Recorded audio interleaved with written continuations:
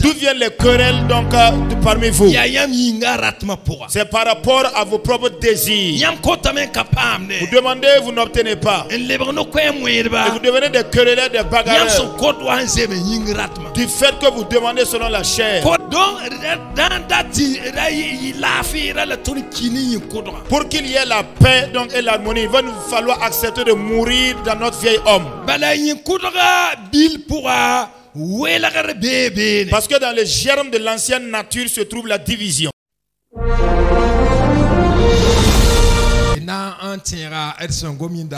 Nous allons nous rappeler de ce que nous avons échangé la fois passée avant d'évoluer ce soir.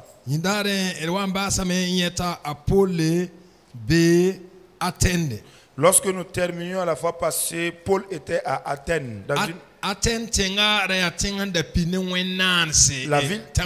la ville d'Athènes était une ville remplie d'idolâtrie. Quand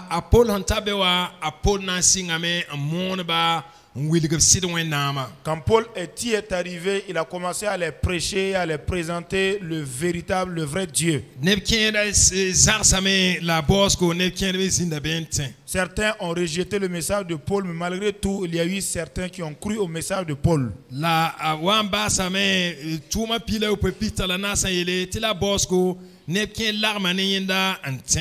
Mais dans le verset, donc dans le chapitre 17, le verset 34, il est dit que certains ont cru avec lui. Il s'agit de Déni, donc un des juges de l'aéropage, et une des femmes du nom de Damaris, avec d'autres personnes. Même si beaucoup de personnes n'ont pas cru, peu de personnes ont quand même cru. Aujourd'hui, nous abordons Actes des Apôtres, chapitre 18. Nous remarquons à partir du verset 1, il est dit: après cela, Paul partit d'Athènes et se rendit à Corinthe. Donc, Paul était toujours sur le terrain missionnaire. Le Saint-Esprit ayant missionné Paul, Paul a donné mains et pieds pour la mission dans laquelle il a été envoyé. De sorte à ce que là où se trouvaient les âmes, que ces âmes soient sauvées. Nous avons déjà vu que dans toute sa conduite, il se soumettait à la conduite du Saint-Esprit.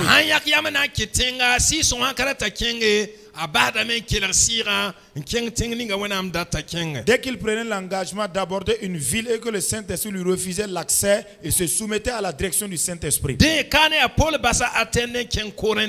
Dans ce texte-là, nous voyons Paul qui a quitté Athènes pour se rendre à Corinthe. Il annoncera l'évangile dans la terre des Corinthiens.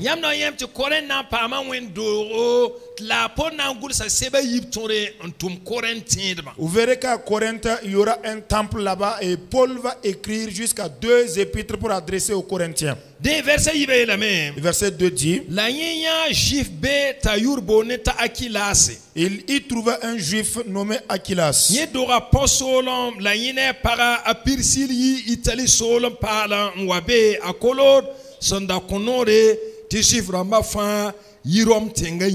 Originaire du Pont, récemment arrivé d'Italie avec sa femme Priscille, parce que Claude avait ordonné à tous les Juifs de sortir de Rome. Vous savez qu'en ce temps, Rome dominait tout le monde entier. Achilas et Priscille étaient des Juifs qui avaient quitté Israël et qui résidaient à Rome.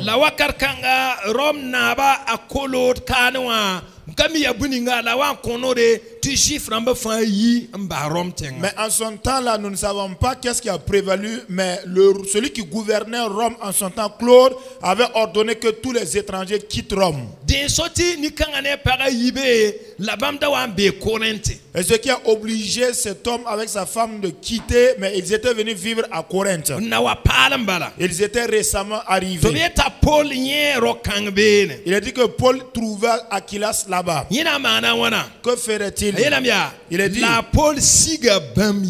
et Paul donc est descendu chez lui. Alléluia. Alléluia. Siga moi, Bobini était siga bamira. Alors là, le mot qui dit donc qu'il est descendu, il est descendu chez eux là. On pourrait donc le traduire autrement en disant que Paul lia amitié avec eux. Vous voyez? Paul daya nida son anda yogor zodo bala amimi ti sokanga la tuda. Paul était un homme qui savait lier à des amitiés, des relations, parce qu'il savait qu'à travers ces relations amicales, l'œuvre de Dieu pouvait continuer.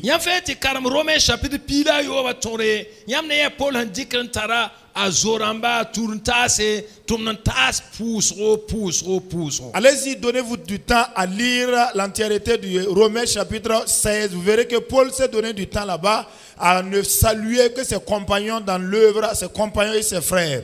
Donc, Paul Paul savait donc lier des amitiés ou des relations, tisser des relations. Raison pour laquelle, ayant vu cet homme, il se lia avec eux et il descendit chez lui. Et il lia amitié avec lui. Vous voyez, pour établir une relation, il faudra donc que tu décides de te sacrifier tes intérêts ou ta volonté. De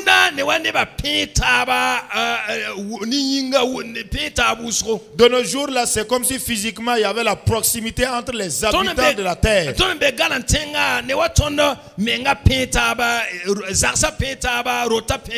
Nous qui vivons dans les grandes agglomérations, dans les grandes villes, c'est comme si les concessions étaient tellement mitoyennes, on se côtoie tous les jours.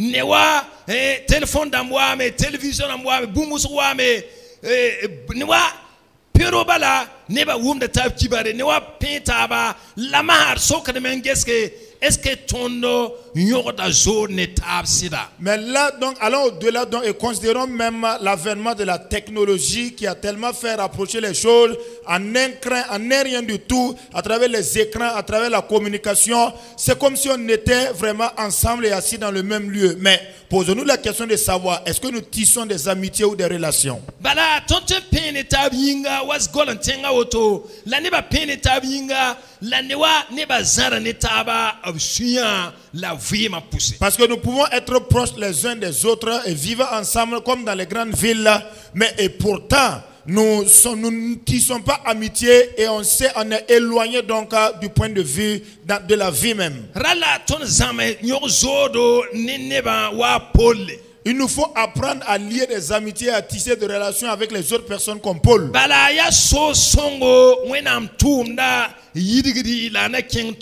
Parce que c'est un bon canal et moyen pour l'expansion du ministère, de l'œuvre de l'évangile. Mais comment pouvons-nous tisser de fortes amitiés ou relations? Vous savez que le Fils de Dieu était dans le paradis de Dieu. Mais il a dit que Dieu a tant aimé le monde. Jésus va se dépouiller de sa royauté, de ce qu'il était, afin d'intervenir sur la terre.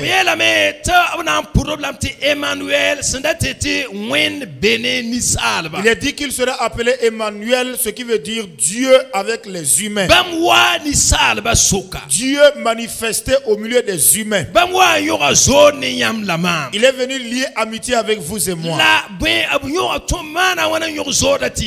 comment s'y est-il pris pour que l'amitié soit solide dans son processus d'amitié? Il n'a pas cherché son propre avantage ou ses propres intérêts dans l'amitié.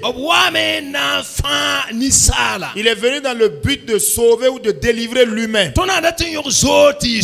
Si nous voulons tisser de bonnes relations amicales, surtout nous en tant que chrétiens,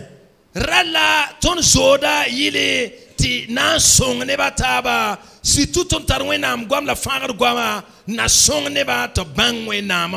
Il faudra que les termes de notre amitié soient de sorte à nous permettre à nous de pouvoir aider les autres personnes, puisque nous avons la parole de Dieu, pour qu'ils connaissent davantage notre Dieu. Mais pour arriver à tisser ces relations amicales, il va nous falloir mourir par rapport à nos propres désirs. Savez-vous comment Paul était un homme ferme et dur, avant même qu'il ne soit converti au Seigneur?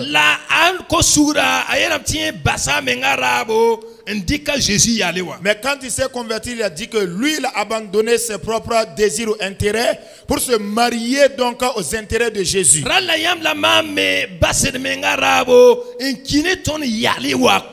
Mais vous et moi également, il va nous falloir accepter de mourir par rapport à notre ancien état ou notre ancienne nature.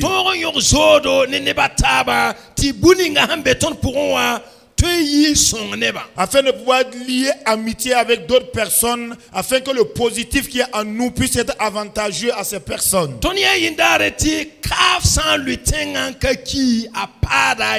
La fois passée, nous avons vu que lorsqu'un grain de blé tombe en terre et ne meurt pas, il demeure seul. Mais quand il meurt, il porte beaucoup de fruits.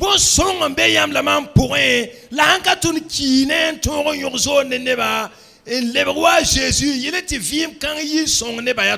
y a quelque chose de bon en vous et moi, mais à moins de nous d'accepter de mourir en nous-mêmes pour que cette bonne chose puisse sortir et impacter le monde, c'est difficile. Il faudra que la femme commence à mourir en elle-même avant de pouvoir lier amitié avec son mari.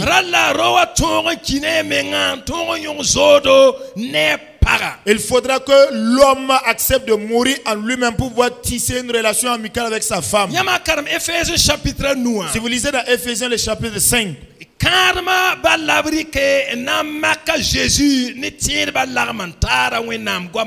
c'est seulement le mariage donc qui a été utilisé pour symboliser la relation qui existe entre Jésus et les chrétiens.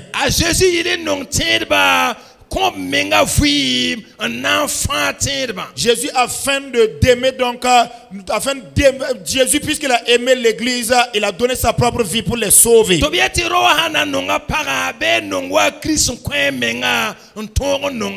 Il est donc demandé à l'homme, s'il doit aimer sa femme, de l'aimer comme Christ a donné sa vie pour aimer sa femme.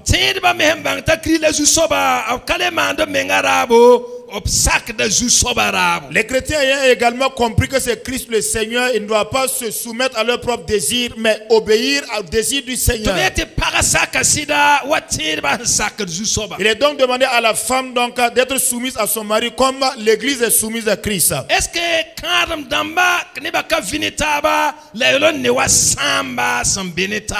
que les gens ne vivent pas dans le couple ensemble comme des étrangers qui vivent ensemble? Enfin, il te faut mettre de côté ta volonté, tes intérêts et lier amitié avec ton père et ta mère.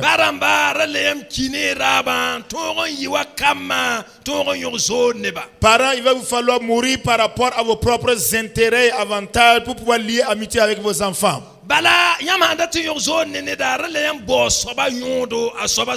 Parce que lorsque vous voulez tisser une relation amicale avec une personne, il faut que vous vous promenez dans le domaine des intérêts et des avantages de cette personne.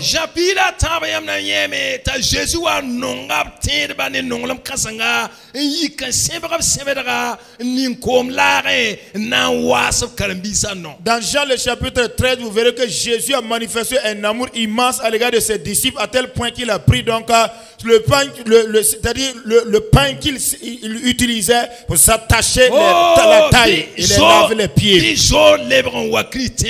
Que l'amitié revienne parmi les chrétiens. Si vous lisez la parole de Dieu, il est dit: aimez-vous les uns les autres d'un amour sincère. L'amour couvre une multitude de péchés. Mais arriver même à tisser l'amitié. Si vous lisez les épîtres de Paul, il a dit que lui, il fait tout cela pour l'évangile.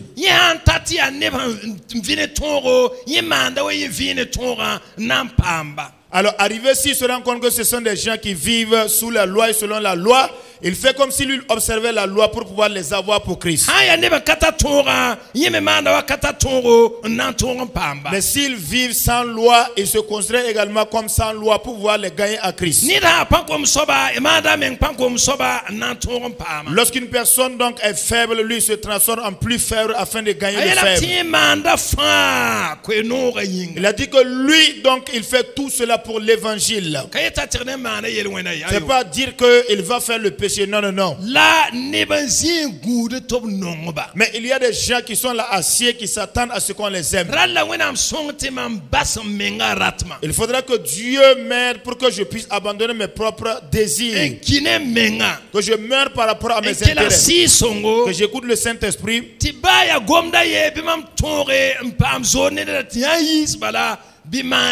Afin que ne serait qu'une seule parole, que je puisse établir une relation amicale avec une personne, afin que quand cette parole va sortir, que ça lui fasse du bien. Si vous lisez la parole de Dieu,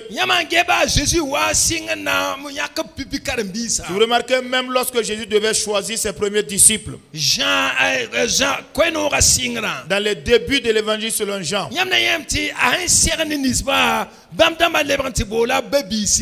vous verrez que les premiers qu'il a rencontrés sont allés appeler leurs frères pour qu'ils viennent suivre Jésus. Alors c'est comme s'il y avait une relation de connaissance en connaissance. C'est une question de relation d'amitié. C'est une question donc de reconnaissance de soi. Donc ensemble, invitons-nous à tisser des amitiés afin de sauver les âmes.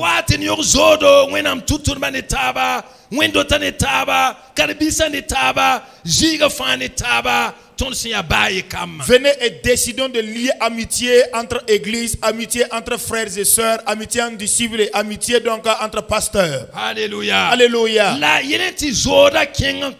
Mais pour que cette amitié soit durable,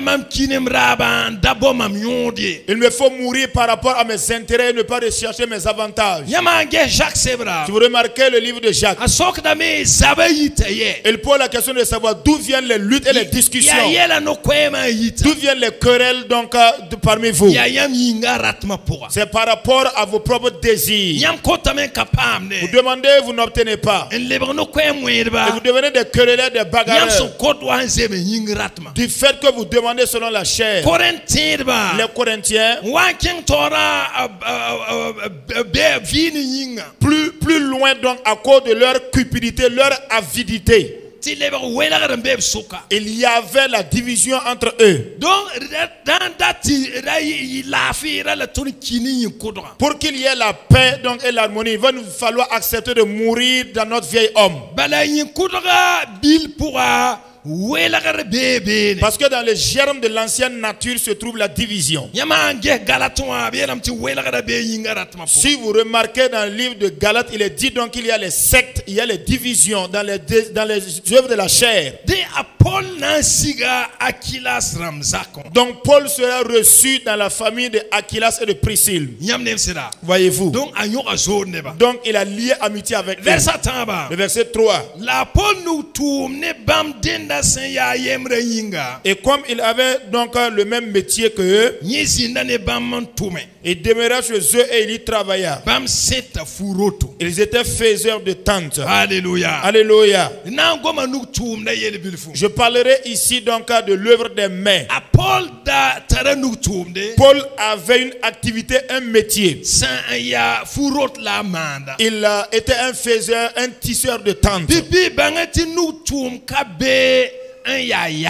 Premièrement, comprenez qu'il n'y a pas de vil métier. Alléluia. Alléluia. Exception faite du vol.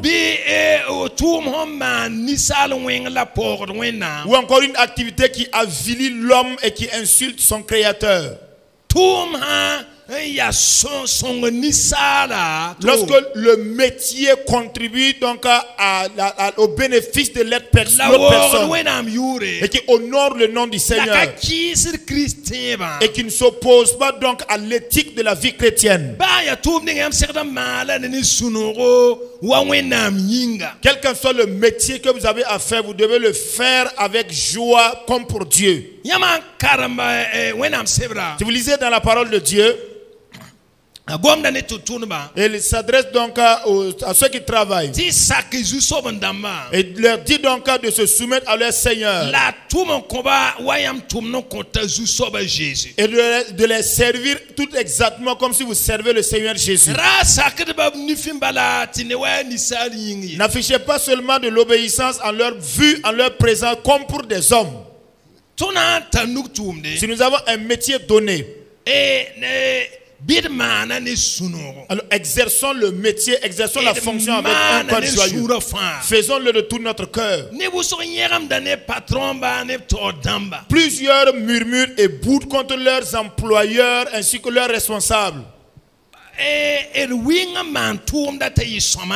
Empressons-nous d'abord dans un premier temps de faire le travail convenablement.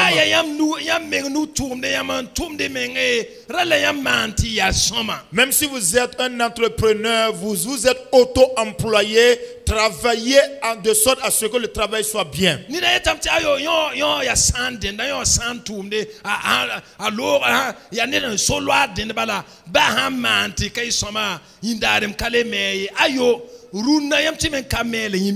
y en a donc qui diront non, que le travail que je suis en train de faire là, c'est pour un expatrié. D'ici là, il va prendre son travail, prendre l'avion ou encore le car et puis voyager. On ne va plus se revoir. Donc même si je fais une fausse chose pour lui, donc ça va aller. Toi, tu peux ne pas le connaître, mais lui, il peut te reconnaître plus tard. Quand un chrétien doit travailler,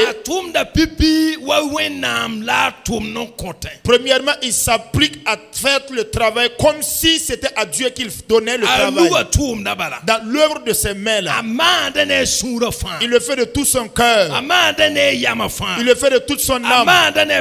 Il le fait de toute sa force. Au point de réjouir le cœur de Dieu. Et lorsqu'une personne arrive, que la personne puisse apprécier son travail. Si nous agissons ainsi, alors ce qui devait suivre le métier ou le travail que nous avons fait viendra dans le but d'équilibrer les choses. Ainsi, je crois qu'il y a des métiers, il y a des fonctions, il y a des postes.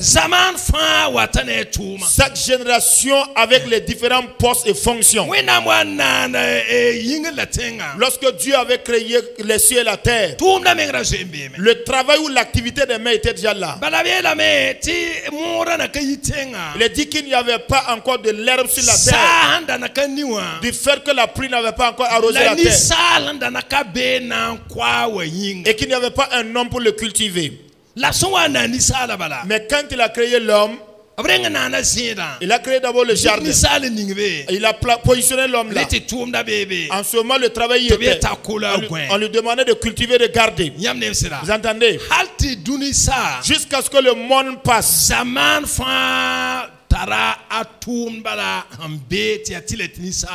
Chaque génération donc apparaît avec les différents postes, les différents métiers, les différentes activités en lien avec le contexte. Que pouvez-vous faire? Que savez-vous faire? Si vous entrez en vous-même, alors vous verrez que pour arriver à comprendre ce que tu sais faire, si vous remarquez même la cour ou la maison dans laquelle vous êtes né,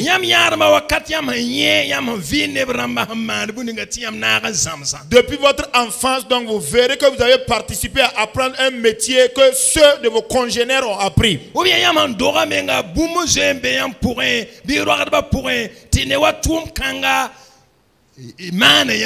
Ou encore depuis votre naissance, alors c'est comme s'il y avait déjà un métier, quelque chose en vous ou dans la vie de vos parents, et c'est comme si vous étiez fait pour ça.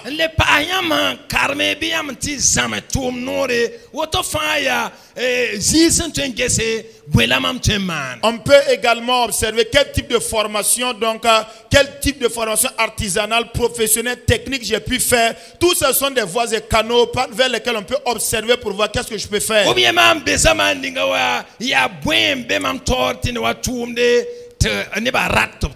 Ou encore le milieu dans lequel je vis là, quels sont les différents besoins exprimés par la population environnante que je peux moi-même servir. Pour ce qui est de Paul, lui, il était un faiseur de tentes. Je vous ai dit qu'il n'y a pas de vilain métier. Non, non, non. Tout métier est bon. Mais pour que l'homme s'applique au métier, il va falloir s'humilier en premier. Tant que nous ne nous humilions pas d'abord, nous allons sembler vouloir trier les métiers à faire. Je crois que l'être humain en tant que tel est la poussière de la terre. Je ne le crois pas. La Bible l'affirme correctement. Si l'homme est fait de poussière, il doit accepter de s'humilier. Jésus a été un menuisier, un charpentier. Alléluia. Alléluia. Nul ne peut donc venir à dire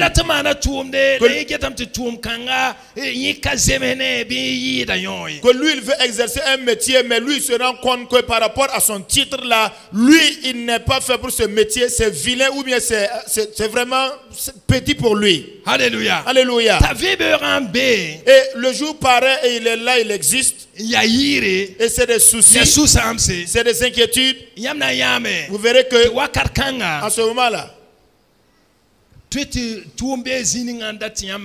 se pourrait qu'il y ait une activité, une tâche à quelque part qui vous invite donc à venir réaliser. Vous verrez qu'il est ici. Et comme il avait le même métier que eux, Aquilas aussi avait le même métier que Paul. Il demeurait chez eux et il travailla. Ils étaient faiseurs de tentes.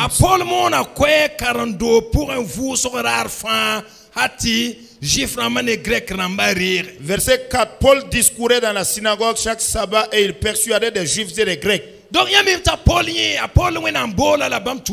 vous voyez que pour ce qui est de Paul, Dieu l'a appelé pour sa mission, pour son œuvre.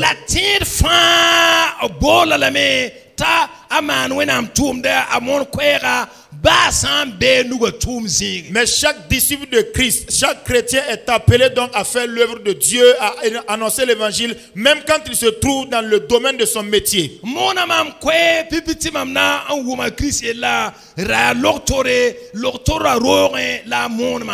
Celui qui m'a annoncé l'évangile pour la première fois pour que je puisse entendre parler de Jésus-Christ était un agent du domaine de la santé et c'était dans son poste qu'il m'a parlé de Jésus. Donc tout chrétien, Paul, il avait été appelé dans la mission. Mais dans ce texte-là, vous savez que dans la ville de Corinthe, c'était une ville marchande, c'était une ville portuaire. Et donc le commerce était florissant, mais il y avait l'argent qui circulait également comme à Rio de Janeiro.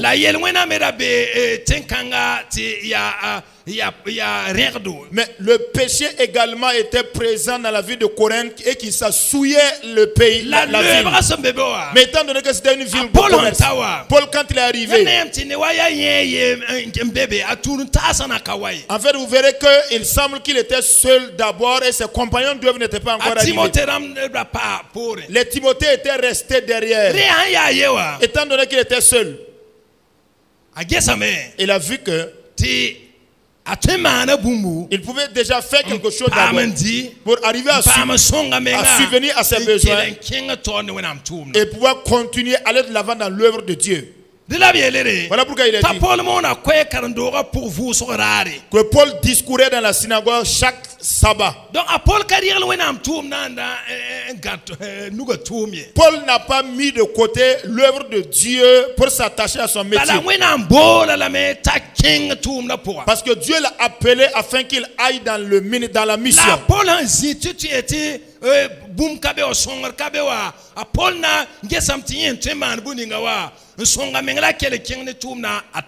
Mais pendant le temps le moment où Paul était dans une pénurie, dans un manque et il exprimait des besoins, Paul s'est rendu compte qu'il avait un métier qu'il pouvait faire dans le but de souvenir à ses besoins avant de poursuivre. Voyez-vous? Mais le verset 5 dit Mais quand Silas et Timothée furent arrivés de la Macédoine, ils se donnaient tout entier à la parole, attestant aux Juifs que Jésus était le Christ. Donc quand ses compagnons d'œuvre sont arrivés, qu'il y avait le soutien. Parce que Paul était bien averti qu'il avait été appelé pour la bonne nouvelle. Paul s'est entièrement donné pour l'annonce de l'évangile. Alléluia. Alléluia. Ainsi donc, quand il y a un soutien,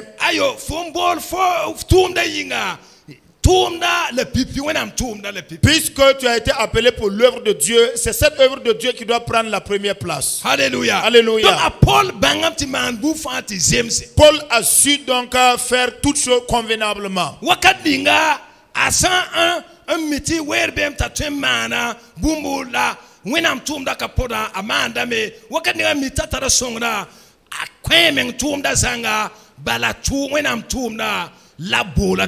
Par moment, quand il se rend compte qu'il a une opportunité donc de faire un métier sans entacher à l'œuvre de Dieu, alors il le fait. Mais quand le soutien est également arrivé, Paul s'est donné tout entier à l'œuvre de Dieu parce que c'est à cela qu'il a été appelé. Mais tout chrétien,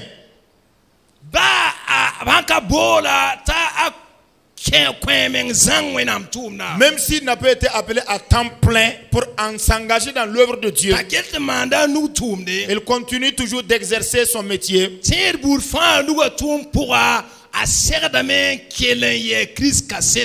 Tout chrétien dans l'exercice de quelconque métier qu'il fait doit être toujours un témoin de Christ.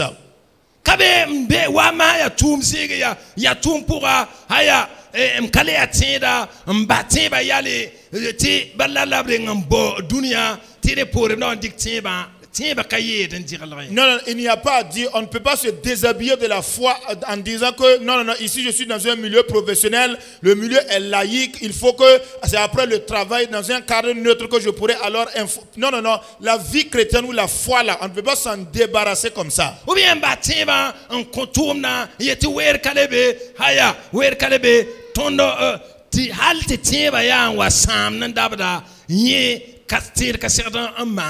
ou encore on abandonne carrément la foi de côté, on se donne pied, corps et âme seulement dans le travail, on travaille jusqu'à ce que ta foi chrétienne soit en train de se corrompre. Non, un chrétien ne doit pas vivre comme ça.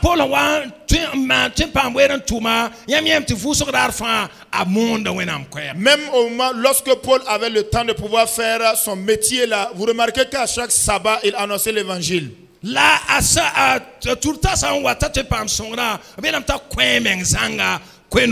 Mais quand ses compagnons d'œuvre sont arrivés, qu'il a eu du soutien, de l'appui, il a dit qu'il s'est donné tout entier à l'annonce de l'évangile. Alléluia. Alléluia. Pourquoi faire? Dans le but d'attester.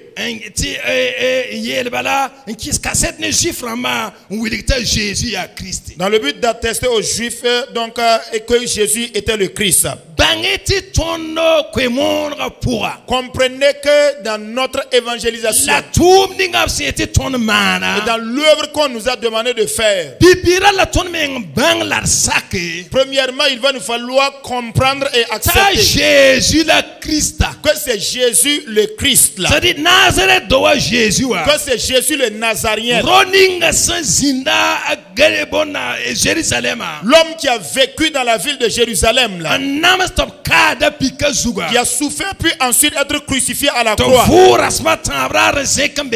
et qui après le troisième jour est ressuscité. Il a été enlevé par le Père. C'est lui le Fils de Dieu. C'est lui qui est le sauveur du monde. Il n'y a aucune autre alternative pour le paradis si ce n'est par lui. Et nous le serrons fermement. Et nous emboîtons son pas. Nous mourrons par rapport vis-à-vis de nos désirs. Nous acceptons la souffrance et la douleur pour comme lui, afin que sa vie nous revête. Jésus le Christ. Maintenant c'est à nous de travailler afin que les autres personnes comprennent et acceptent que c'est Jésus le Christ. Sans quoi tous les habitants du monde entier entendent le nom de Jésus. Ils savent qu'il y a eu un Jésus qui a existé.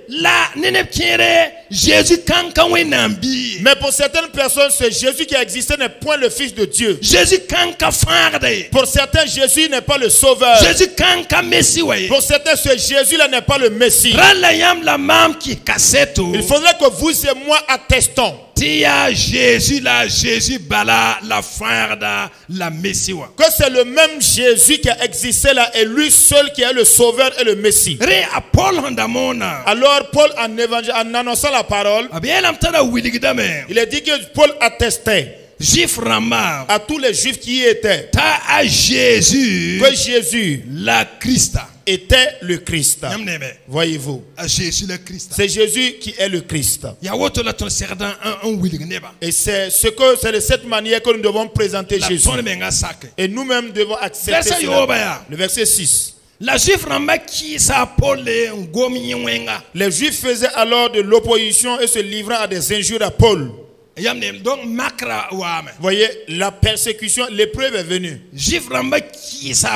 Les Juifs se sont opposés à Paul et ils l'ont injurié. Alléluia. Alléluia. Ils se livraient à des injures. Paul secouait ses vêtements et leur dit, que votre sang retombe sur votre tête. J'en suis pur. Dès maintenant, j'irai vers les nations païennes. Donc, depuis le moment où ils ont commencé à injurier Paul et à s'opposer,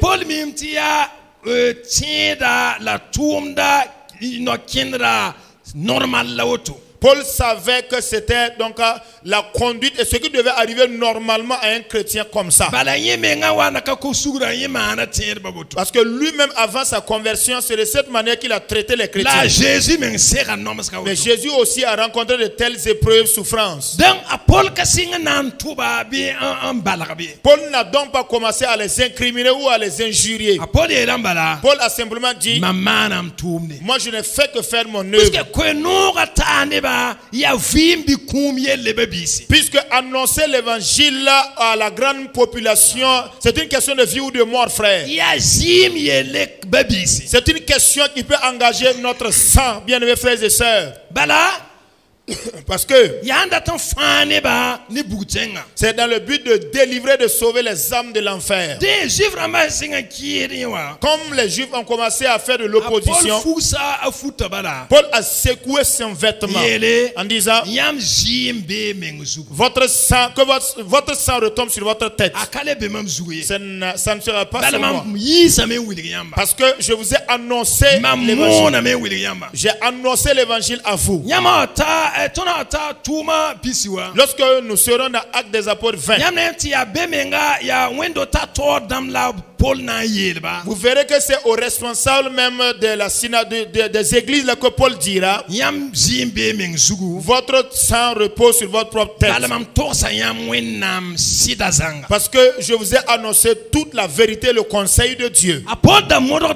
Paul s'efforçait de sorte à ce que le sang de personne ne soit sur sa tête. Parce que il y a un jour de jugement qui arrive. Le paradis arrive. L'enfer aussi est une réalité qui arrive. Mais nous, c'est à ceux-là à qui on a donné le sifflet. De siffler. Afin d'informer à la population du monde que le chemin vers lequel ils sont en train d'aller, c'est la perdition. Si nous arrivons à siffler pour les montrer et qu'ils continuent de résister, faites-leur comprendre que ce n'est pas une question de jeu, mais ça engage la vie. Dans ce texte-là, Paul ne les condamnait pas.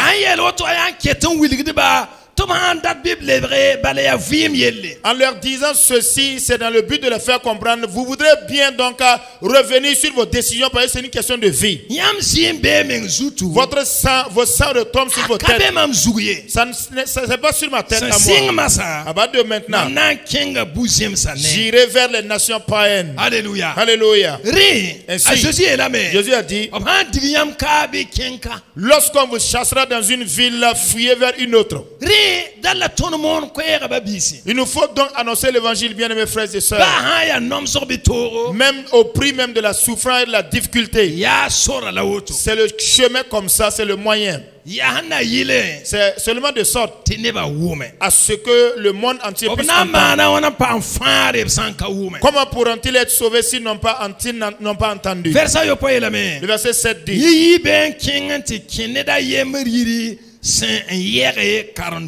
et sortant de là, il entra donc dans la maison d'un homme craignant Dieu, et dont la maison était contiguë à la synagogue. Et cet homme se prénommait Justus. C'était un homme qui craignait Dieu. Que Dieu nous accorde la crainte de Dieu, bien aimés frères et sœurs.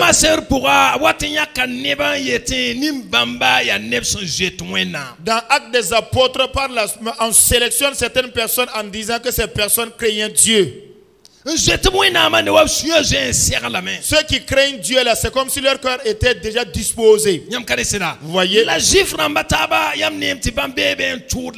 Mais pour les autres juifs, vous les verrez là-bas s'opposant et injuriant. Après que Paul eut secoué ses vêtements, il est entré dans la cour d'un homme craignant Dieu du nom de Justus. Verset 8. En ce moment,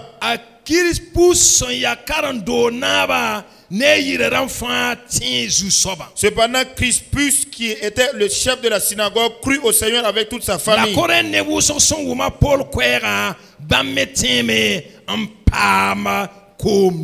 Et plusieurs Corinthiens qui avaient entendu Paul crurent aussi et furent baptisés. Vous verrez que le livre des Actes des Apôtres,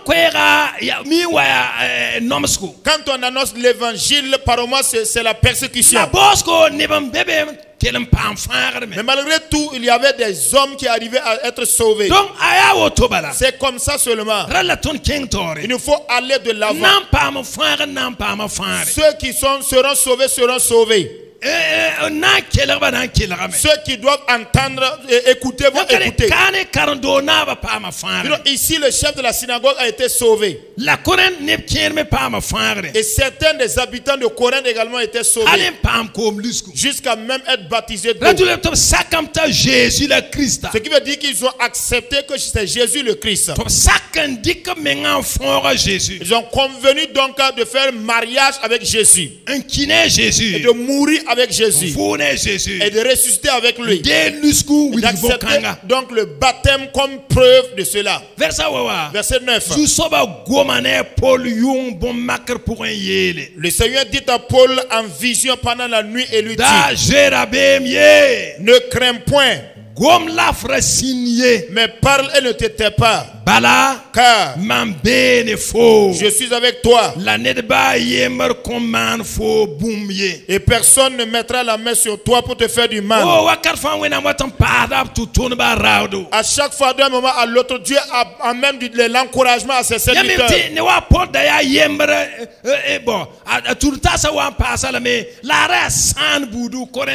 Donc il est vrai que ses compagnons sont venus le fortifier, le soutenir, mais Paul était étranger dans la ville de Corinthe.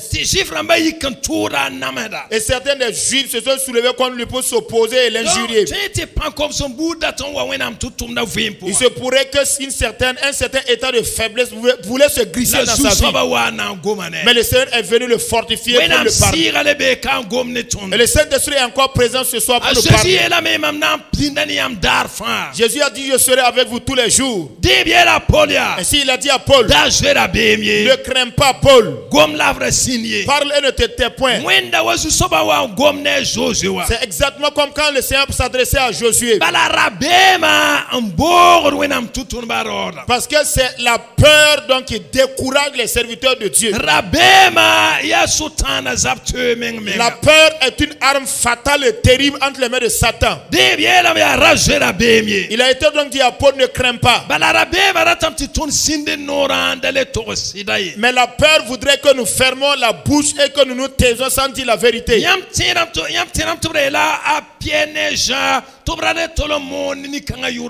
Vous souvenez-vous qu'il avait été dit à Pierre et à Jean de ne plus donc prêcher au nom de cet homme-là? Et Dieu dira à Paul: parle et ne te tais point. Verset 10. Bala. Car je suis avec toi. Alléluia. Alléluia. Un message, une parole d'encouragement. Lorsqu'un serviteur de Dieu arrive à entendre un tel message de la part de son Dieu qui lui dit je suis avec toi. Je suis avec toi. Et à chaque fois il dit aux chrétiens je suis avec toi. Je crois qu'il y a des gens donc qui ont examiné, qui ont trouvé que dans la parole de Dieu,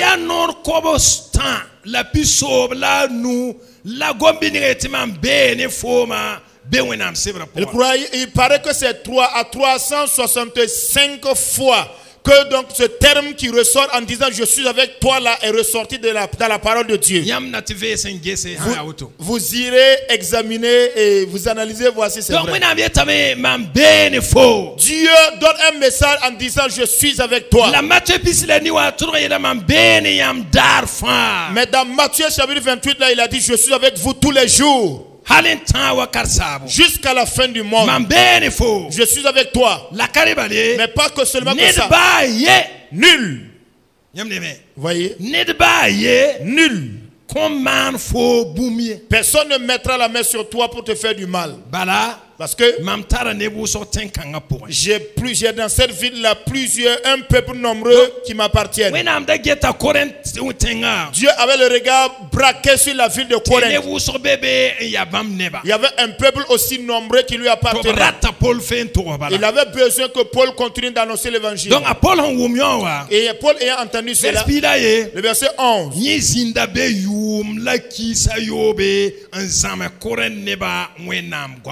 Il demeura 1 an et 6 mois enseignant parmi les Corinthiens la parole de Dieu. Alléluia. Alléluia. Paul va totalement se disposer. Parce que par le passé, il avait été recueilli sur Aquilas. Mais là c'est comme si maintenant il résidait dans la ville de Corinthe maintenant. Pendant 18 mois, c'est-à-dire 1 an et 6 jours, et 6 mois, Paul prêchait et enseignait aux Corinthiens la parole de Dieu. Vous entendez? Vous voyez comment il est vraiment bien saignant. Pour vous devenir Jésus a dit, lorsqu'une personne se convertit au Seigneur, qu'il vienne et qu'il soit enseigné. Dans Actes des Apôtres, le chapitre 2, les chrétiens primitifs donc persévéraient dans l'enseignement des apôtres. Ils s'efforçaient à en recevoir. Et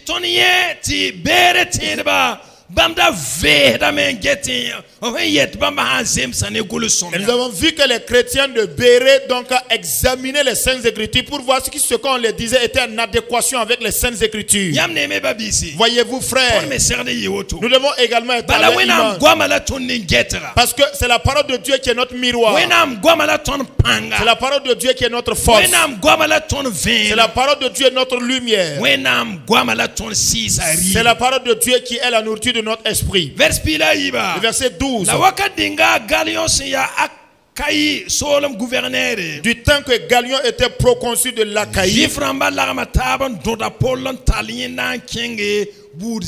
les Juifs se soulevèrent unanimement contre Paul donc, et l'amenèrent devant le tribunal en disant cet homme excite les gens à servir Dieu d'une manière contraire à la loi. Paul allait ouvrir la bouche lorsque Galion dit aux Juifs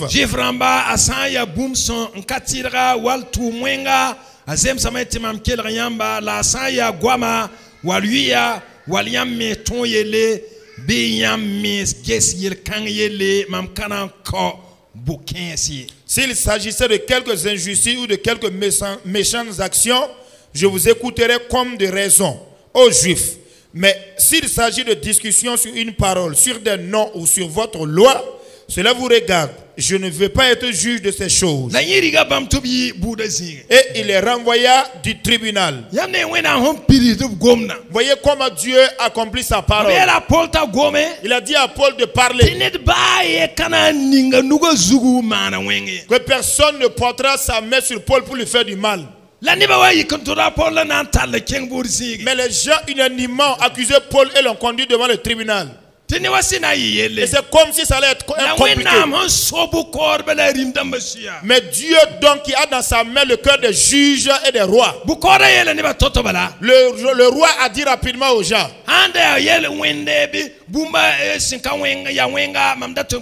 aurait été donc une action méchante ou encore un péché quelconque, je me serais prononcé. Mais si c'est des histoires de nom ou encore de religion, sortez devant moi, quittez devant moi, moi je ne prononce pas. Et il les a renvoyés même du tribunal. Donc Dieu a accompli à la lettre ce qu'il avait dit à Paul. Voyez-vous donc comment ça se passe. Parce que c'est Dieu qui contrôle le cœur des hommes. Ainsi, puisqu'il ne pouvait rien faire à Paul. Verset 17.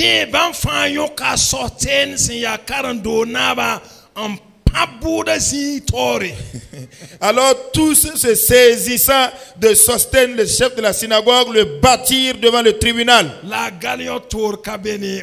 sans que Galion s'en mit en peine. Voyez-vous.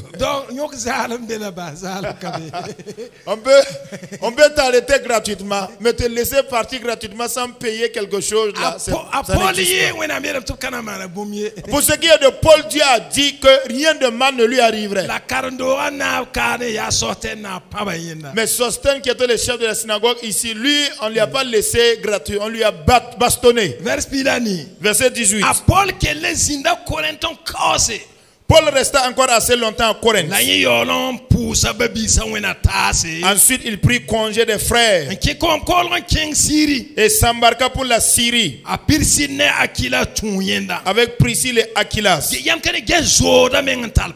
Voyez-vous comment est-ce que l'amitié était si profonde. Paul les a rencontrés à Corinthe. Et la relation amicale était si forte qu'il aurait demeuré avec eux pour travailler. Vous entendez? Mais ils ne se sont jamais quittés ou séparés. Même quand il y a eu des dissensions, ils sont arrangés.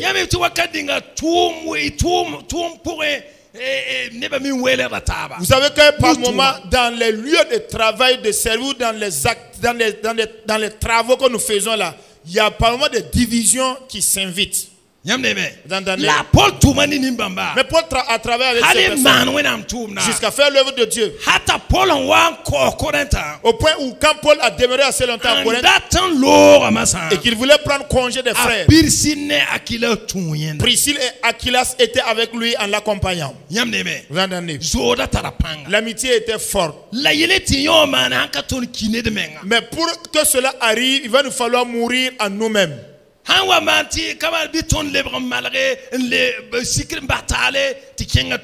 il semble qu'il y a un quoi, quand il semble qu'il y a un problème, il va nous falloir donc laisser tomber nos intérêts et renouer afin que les choses puissent aller de belle. Donc après s'être rasé la tête à Sancré, et donc il est parti. Car il avait fait un vœu. Ils arrivèrent à Éphèse. Et Paul, il laissa ses compagnons.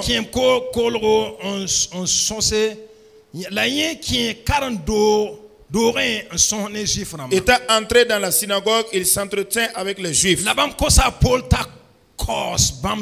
qui le prièrent de prolonger son séjour parmi eux. Mais il n'y consentit point. Et il prit congé d'eux en disant: il faut absolument que je célèbre la Pâque, la fête prochaine à Jérusalem. Je reviendrai vers vous si Dieu le veut. Et il partit d'Éphèse. Comprenez que Paul était mort vis-à-vis de sa propre personne. Voyez, même quoi que les gens voulaient qu'il prolonge son séjour, Paul continuait de chercher quelle est la volonté de Dieu pour obéir à cette volonté divine. Il a dit que si Dieu le veut, je reviendrai encore chez vous. Vous voyez, Paul suivait les directives de Dieu. Donc quand on nous demande d'avoir de l'amitié ou des relations amicales avec les gens, on ne nous demande pas donc de détruire notre relation avec Dieu et de chercher des amitiés avec les hommes. Non. On établit d'abord une relation propre avec Dieu.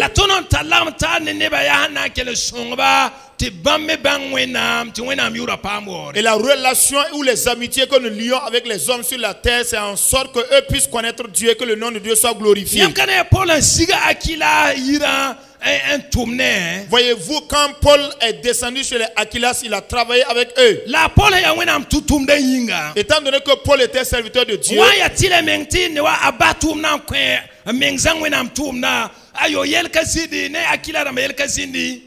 lorsque ce fut obligé pour lui d'arrêter son propre ouvrage et de se consacrer entièrement à l'œuvre de Dieu, il n'y a pas eu de problème même avec les Aquilas.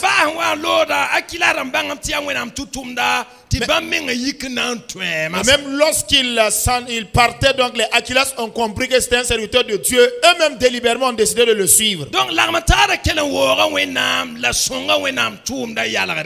relation amicale a continué de glorifier Dieu et ça a contribué à l'expansion des limites de l'œuvre de Dieu.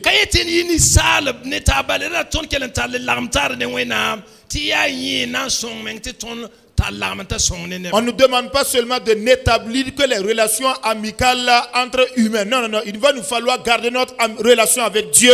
C'est ce qui va aider les autres personnes à connaître Dieu. Alléluia. Alléluia. Ainsi, ça n'a été ainsi. Et il s'est embarqué. Et il a quitté Éphèse.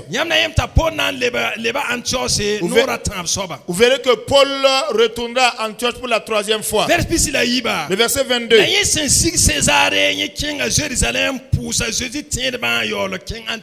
Étant débarqué à Césarée, il monta à Jérusalem et après avoir salué l'église, il descendit à Antioche. Donc Paul est encore arrivé jusqu'à Jérusalem. Quand il est arrivé, il a salué les chrétiens.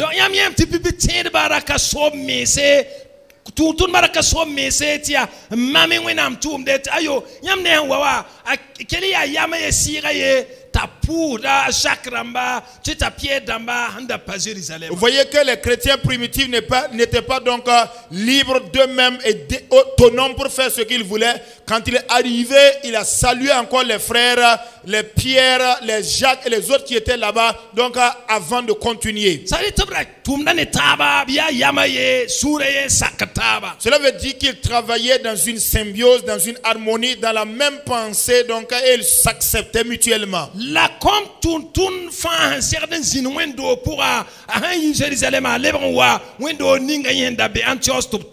Mais du fait que chaque ouvrier, donc chaque apôtre devait résider dans une église donnée, quand il a quitté Jérusalem, il est revenu à la base dans l'église où on l'avait envoyé. Antioche. À Antioche. Dans le verset 23. Lorsqu'il eut passé quelque temps à Antioche,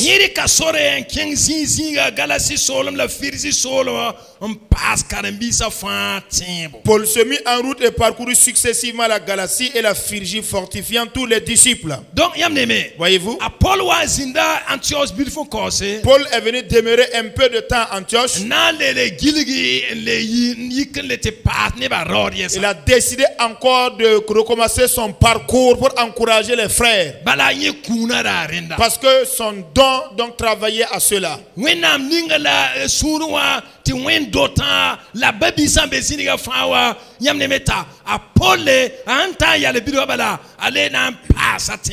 Dieu avait mis donc dans le cœur de Paul et le Saint-Esprit lui avait donné des dispositions donc d'être libre de fortifier les frères. Donc quand il est arrivé dans son église Antioche, il est sorti encore pour fortifier les frères. Ainsi, frères, que le Seigneur nous aide, afin que comme Paul, nous puissions nous engager totalement. Puisque nous sommes devenus chrétiens. Toute notre existence et notre vie doit être pour Jésus. Que nous ayons un métier, que nous soyons sans métier. Nous vivons tous pour Jésus. Non seulement nous devons faire notre métier, mais nous devons travailler à l'extension des limites de l'œuvre de Dieu. Ceux qui sont dans l'œuvre de Dieu doivent aller de l'avant.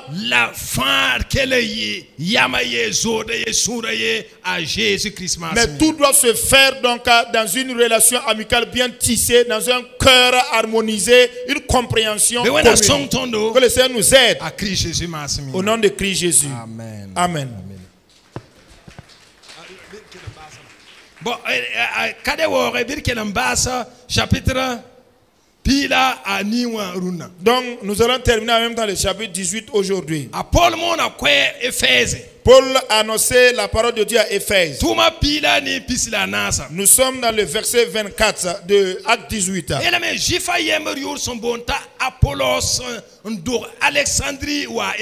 Il a dit un juif nommé Apollos, originaire d'Alexandrie, est venu à Éphèse. Vous verrez que quand Paul est arrivé à Antioche, et qu'il a duré quelques temps, il a encore fait le parcours dans le but de fortifier les frères. Il est dit donc qu'un juif du nom de Apollos, donc qui était originaire d'Alexandrie, donc est venu à Éphèse. Vous verrez qu'à Éphèse il y aura un temple là-bas. Mais Paul va écrire dans un épître qu'il va adresser aux Éphésiens. Là il a fait mention de Apollos. Apollos, lui, il est venu à Éphèse. Mais lui, il était un homme éloquent. Il était éloquent et un homme très sage. Et versé dans les saintes écritures.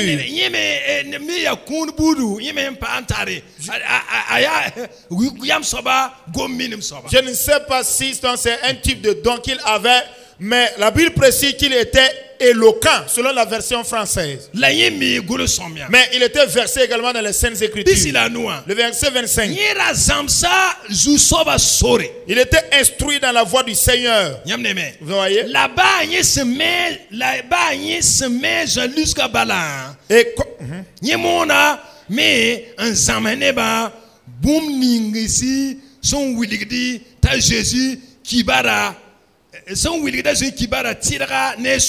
Et fervent d'esprit, il annonçait et enseignait avec exactitude ce qui concerne Jésus, bien qu'il ne connût que le baptême de Jean. Donc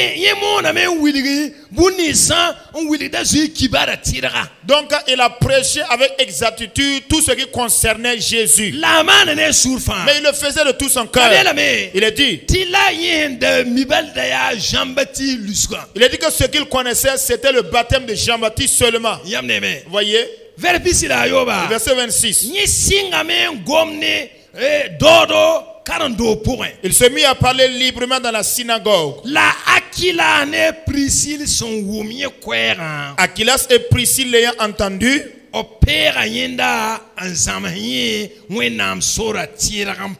ils le prirent avec eux et lui exposaient plus exactement la voie de Dieu. Voyez, non? C'était un homme. Ce qu'il connaissait, c'était le baptême de Jean seulement. Mais il était versé dans les Écritures aussi.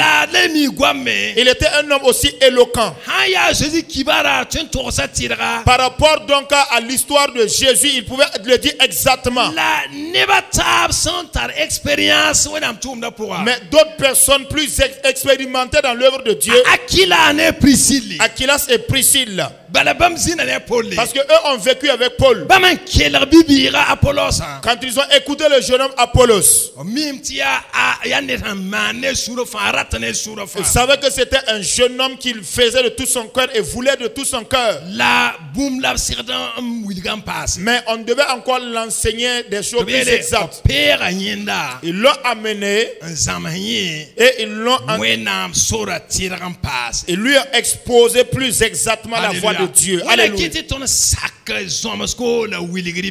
Raison pour laquelle il faut que nous nous soumettons à l'enseignement et donc à la connaissance des autres. Il n'y a personne qui soit le dépositaire de toute la connaissance.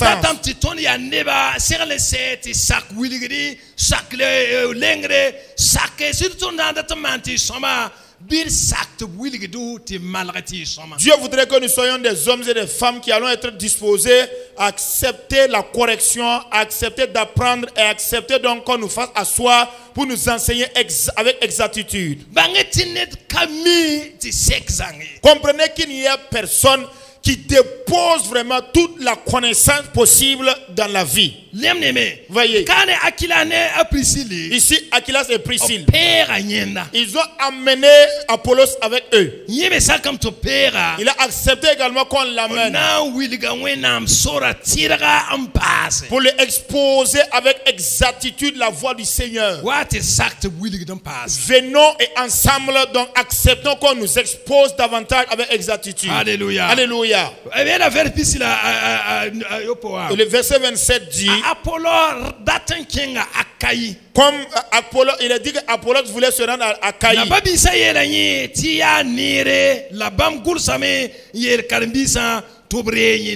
Comme il voulait passer en Achaïe, les frères lui encouragèrent et écrivirent aux disciples de bien le recevoir. Vous voyez que la maturité se passe au milieu des frères. Dieu ne voudrait pas une personne qui s'isole qui s'est seule.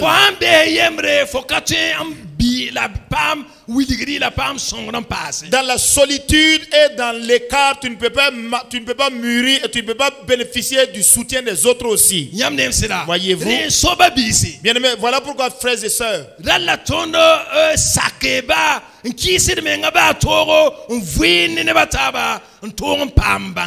il nous faut accepter, même si cela nous coûte beaucoup de choses dans notre vie, de vivre en communion avec les autres frères afin d'apprendre beaucoup de choses et être des personnes qui allons ouvrir nos cœurs.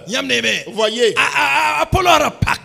Apollos avait disposé son cœur. Il avait ouvert son cœur vis-à-vis des frères. Et il marchait suivant la conduite du Saint-Esprit. Donc il a eu cette disposition dans son cœur. Une recommandation de vouloir aller à Achaïe. C'est comme s'il en avait partagé aux frères. Il a dit que les frères donc ont apprécié, l'ont encouragé. Vous voyez?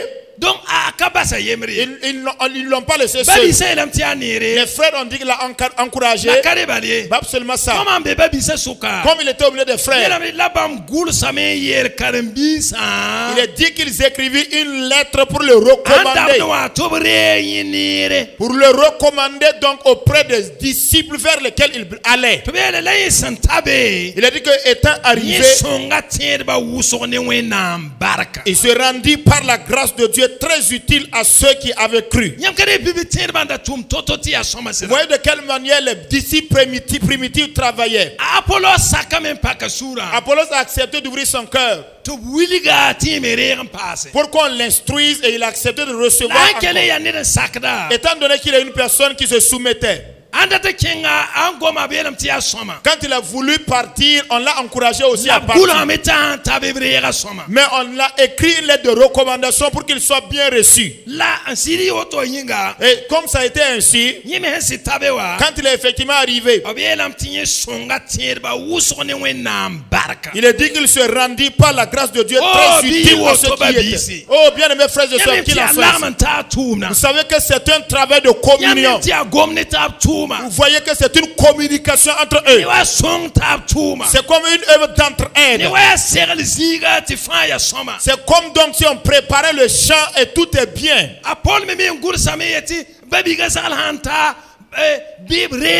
Par moment, Paul a envoyé une lettre en disant: veuillez bien recevoir un tel personnage, un tel frère.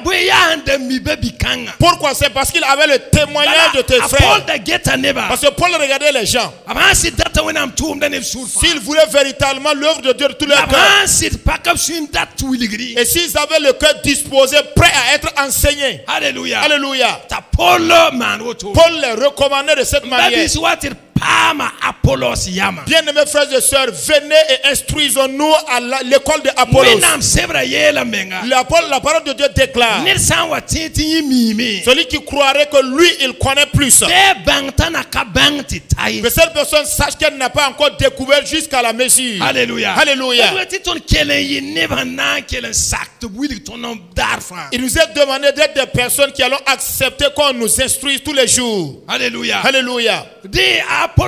Ainsi Apollos, quand il est arrivé, lui également a accepté qu'on le soutienne. Lui également a été utile aux autres personnes. C'est comme ça, frère. C'est une communion fraternelle forte. Ainsi qu'il en soit ainsi parmi nous. Le verset 28 dit: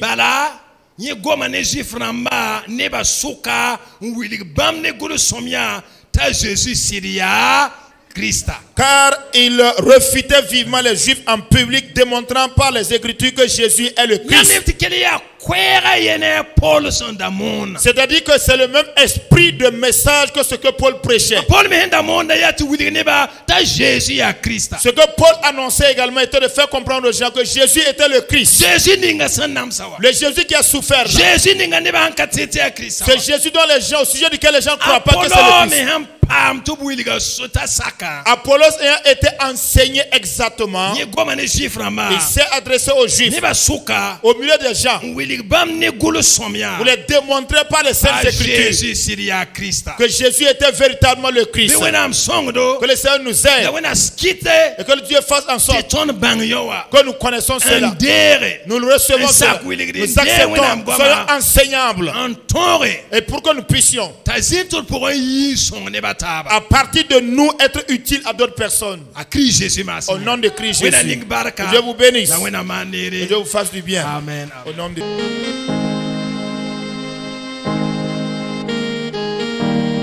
En toi, Seigneur, je veux toujours m'habiter. Chaque instant de chaque jour qui passe, en toi seul je veux me confier. Tu es mon Seigneur, tu es mon Sauveur, tu es mon Rédempteur. Alléluia. Merci, Seigneur.